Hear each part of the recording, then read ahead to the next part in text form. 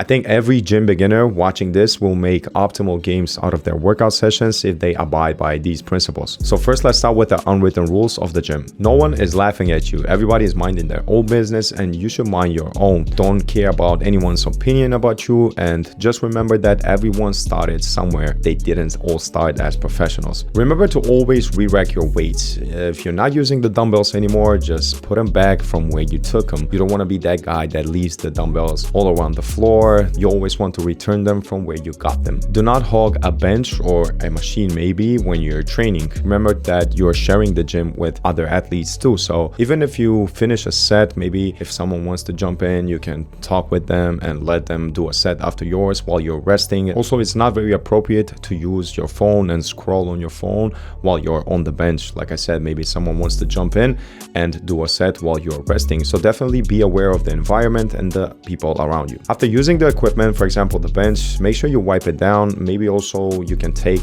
one towel or two towels, maybe one for the equipment and the other for yourself, because especially in the summer and there are people that sweat a lot, and if you're one of them, you don't want to have your sweat all around the gym. Do not talk with someone when they are mid-set. Your questions can wait. Just make sure that the athlete finishes their set and then maybe approach them by saying, hey, can I ask you something please? Or hey, how many more sets you got left? Be kind to everyone and everyone will be kind of respectful to you. Don't stare at people, especially creepy stares like when you're waiting for equipment. Make sure you look off to the side and track activity through your peripheral vision, and don't deaf stare everyone while they're training, especially girls. If someone has their headphones in, they don't like to chit chat. So if you have any questions for them, maybe you can signal them and then say, excuse me, can I ask you something? You gotta be kind to people, especially those that don't want to be bothered. As far as your equipment goes or your gym bag, don't get into the fad of buying expensive stuff like expensive weightlifting shoes, belts, and all these accessories. Make sure you stick to the basics. You need clean shoes, you need a clean t-shirt, always bring a deodorant, and you want to smell nice. You don't want to be that smelly guy going around the gym. Maybe if you sweat a lot, you can take 2-3 shirts and switch them, change them when you are training. And like I previously said, always wear a towel or two at the gym.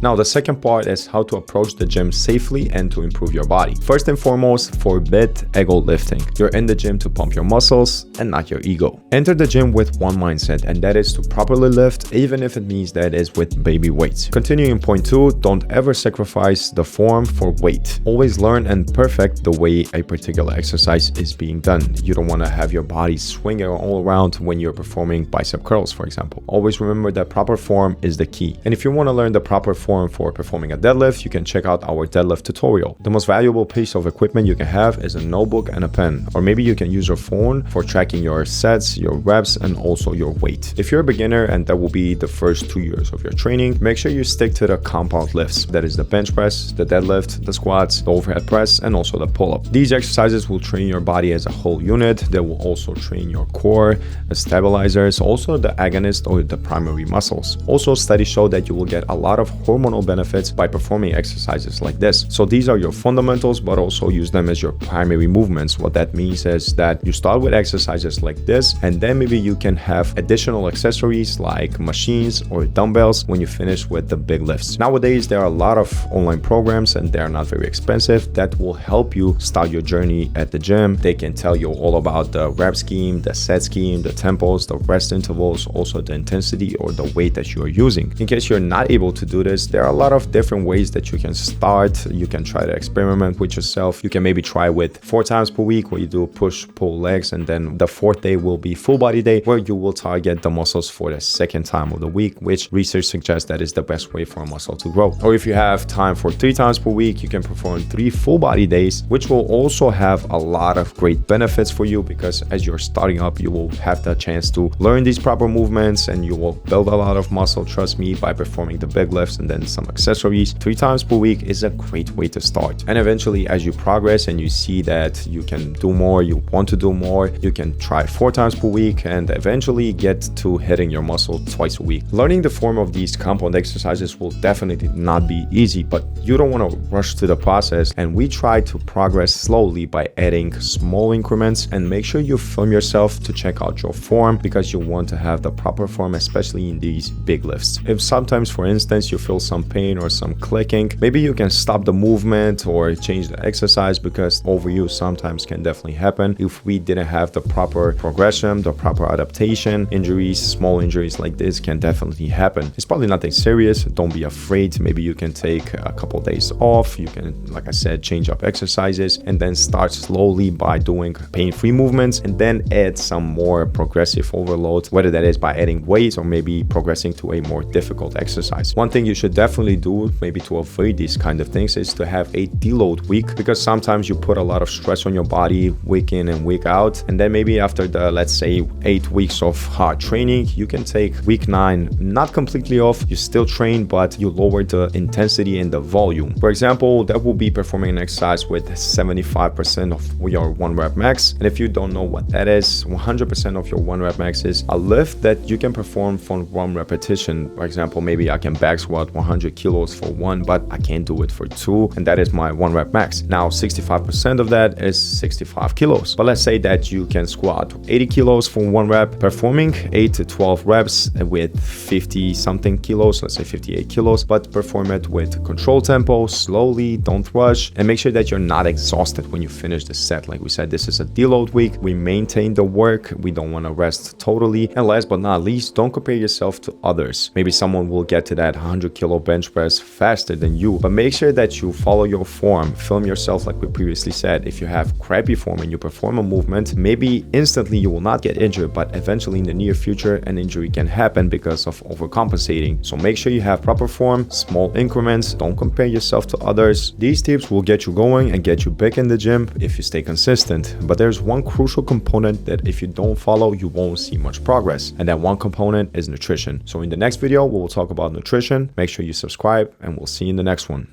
Peace.